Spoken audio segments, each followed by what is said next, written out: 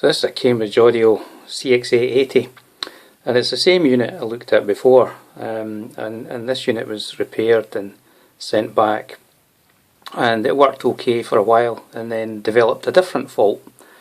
So it's back with us here, and we need to try and figure out what else is going on.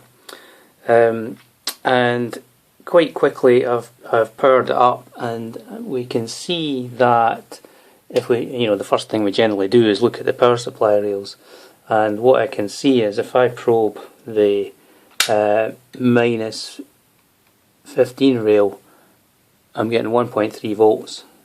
The other rails are fine, there's 15, that's okay. And also the regulators are down here, and I can feel that the minus 15 is getting very hot, and so it seems like there's a short on the minus 15 volt rail somewhere that we need to figure out. So if we flick the DMM to ohms, and then we probe the minus 15 volt rail, I'm down under 2 ohms there, so that's definitely what's happening there. There's some heavy load or short on that minus 15 volt rail that's causing the problem. So let's disconnect this board here that we're looking at. This is a control board on the top. So if we just unplug that, and if we monitor we check the impedance on the minus 15 volt rail on that connector, it's way above a K there, and that's just fine. Quite happy with that. So we're then speculating that the problem's on this board here. So the owner of this said it worked for a while, and then the volume kind of dropped off, and then it went into kind of fault mode again, and then eventually just died. And so if we check there, looking in the ground and the minus 15 volt rail of this board on its own, I'm measuring 1.2 ohms. So there's something far wrong there. There's something gone badly wrong on one of these two boards. So we'll whip them out, and we'll try and find the problem from there. So we've got the controller board out now, and then there's this additional USB board that plugs onto the end of that. So I've removed that just to make sure that's got nothing to do with the problem. And if we probe the board here, well, actually it's dropped. I'm reading 0.9 of an ohm there, so essentially a dead short. So definitely the problem is on this board. Now, what does the minus 15 volt rail do in this board then? Because this has got microcontrollers and DACs and things like that. So I wouldn't expect any of them to be using the minus rail. But we do have two op amps here. So they're using the plus and minus 15. And then there's some electrolytic capacitors that are decoupling these things. There's a bunch of there's some surface mount capacitors as well, but these I guess are the main decoupling. And so, we know you can have problems with capacitors going short. So that's my first thing I'm going to look at. Then I'm going to remove this capacitor on the negative rail, and we'll see what that tells us.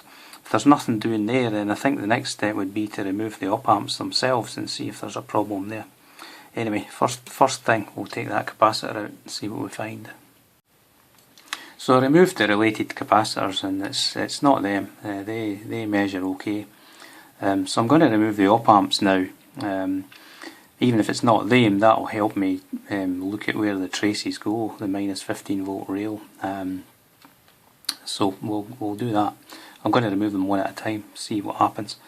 And I had another video there where I removed some ICs. They were bigger than these, right enough, and I used a Dremel, and someone was asking about different ways of removing them, using a heat gun or the like. And so for items like this, I like to use the Metcal as my favourite, and you get these various bits that are designed to suit different ICs. So this is obviously quite a large surface mount one here, and then here's a slightly smaller. So these are specific for the job. So if you've got the right one, then it makes it very easy. And so here we are, I've got one for these SO8s. So we'll just remove them one at a time, see what happens.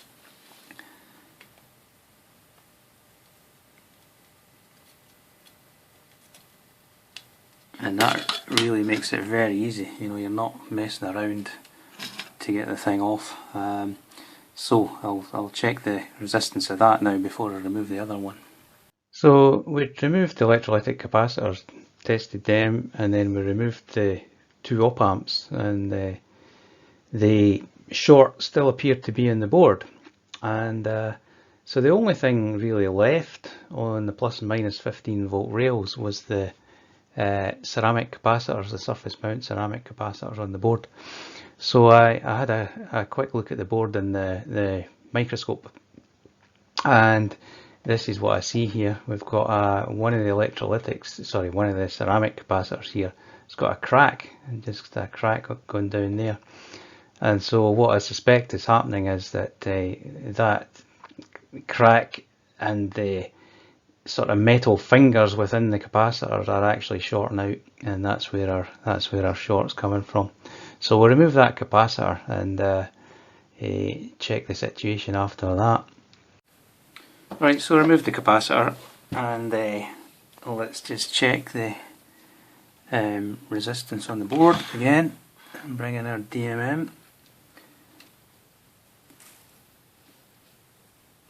And when we measure across the minus rail, I'm getting megohms there, so it's pretty much an open circuit now. So that's what the problem's been. That capacitor's whatever's happened to it, it's got a crack in it, and it looks like it's gone short. So this is a 603 size part, so it's absolutely tiny. And let's just put on the continuity, because it's going to be hard to probe this. So we should get a buzz when we. There we go. Yeah, and we're actually let me bring the DMM onto the screen. So that's actually showing 1 point odd ohms. Yeah, 1.12 ohms. So that's been our problem. And why that's gone wrong, don't know. Anyway, we'll replace that and we should be good to go. So I put all the parts back on the board and replaced that capacitor. So if we measure the minus 15 volt rail now, just measure the resistance again. We're reading about half a meg there and rising, and that's just one of the capacitors charging up. So that's much more like the thing. That's really where we'd expect to be. So hopefully that's dealt with the problem. And okay, so we need to put it back together now and see if the whole unit will power up as normal. So that's the unit back together, and we'll power up, and hopefully we should see something closer to minus 15 volts now. And there we are, 15 volts dead actually, so it's pretty good, pretty happy with that. Good fix. Plus 15 also good. So that's fine then. I mean, this kind of problem, it's not a Cambridge Audio problem, it's not a design problem, it's just been something either in the manufacturer of that capacitor or something in the assembly process of that particular board. And it just, you see it from time to time. So anyway, there we go, we're all good. So I'll now connect, you know, at the moment I'm connected not via the standby supply, so I'm powering direct, so we'll connect it all up via the proper means and check everything's good on the front panel. So the fault originally was shown up as a short on the speakers, you know, via the front panel indicators. It was telling us there was a short on the speakers. But we know that's not been the case. The problem's been that the 15 volt rail's been dead, the minus 15 volt rail's been dead, and that's just confused the rest of the system. So you can't really rely on these indicators of fault, you know, and even the fault protection circuitry is only as good as what's around it. Anyway, if we power up now, then everything comes good, and I can go through my different input selectors quite okay, And so just left now to play some music and let the thing settle in.